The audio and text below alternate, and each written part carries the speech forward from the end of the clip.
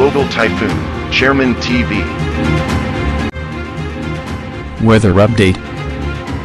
Helping homeless people. Please subscribe.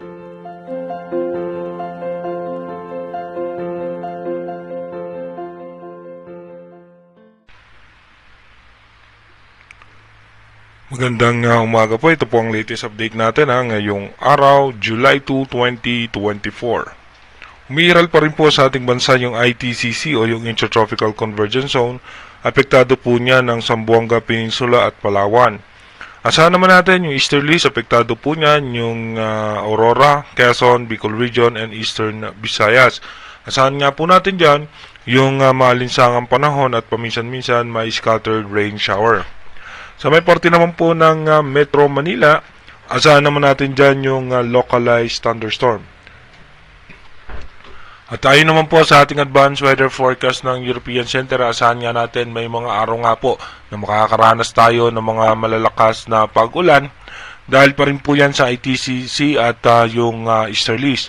At magkakaroon nga po tayo ng possible low pressure area dito nga po sa may parte ng Mindanao at magpapaulan nga po yan sa Mindanao at sa Visayas. Dito naman po sa ating rain map animation, mamaya nga pong alas 10 ng umaga may mga tsansa ng pagulan ang eastern section ng Central Luzon at maging ang southern Luzon. Asahan din natin sa may Palawan may mga tsansa ng pagulan.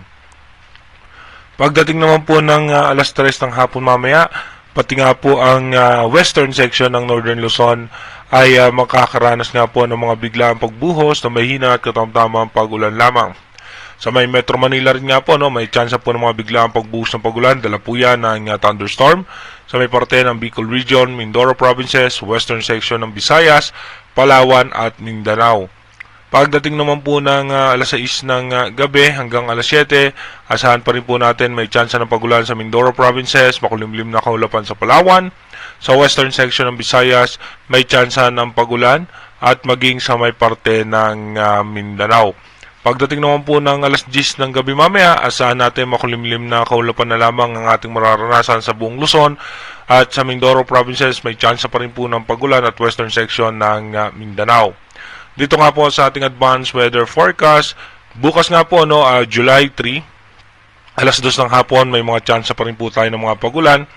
Pagdating naman po ng July 4, ito nga po yung possible low pressure area ay nasa eastern section nga po ng Caraga at magpapaulan nga po yung kanyang extension ng kaulapan dito nga po sa may Luzon hanggang dito nga po sa Palawan at sa may Mindanao. Pagdating naman po ng July 5, asahan nga po natin yung pinakasentro ng low pressure area ay nasa parte ng Bicol Region at posibleng malusaw din po kagad yan. At makakaranas pa rin po ng pagulan ng western section ng ating bansa dahil sa posibilidad na pagbugso ng southwest monsoon. Pagdating naman po ng July 6, bahagyang hihina yung mga pagulan at mararanasan natin yung maalinsangang panahon. At pagdating naman po ng July 7, konti lamang po yung mga tsansa ng pagulan, pero pagdating po ng July 8, may tsansa nga po tayo ng mga biglaang pagbuhos ng malalakas na pagulan. Pagdating ng July 9, ganun din po may mga tsansa ng pagulan. At pagdating ng July 10 ay mababawasan muli yung mga pagulan nating mararanasan.